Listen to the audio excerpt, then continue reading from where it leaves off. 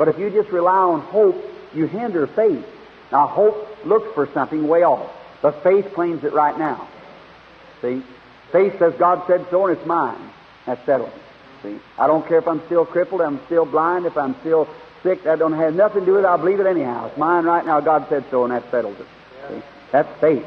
But hope said, God said so, and I'm expecting to get it someday, you see.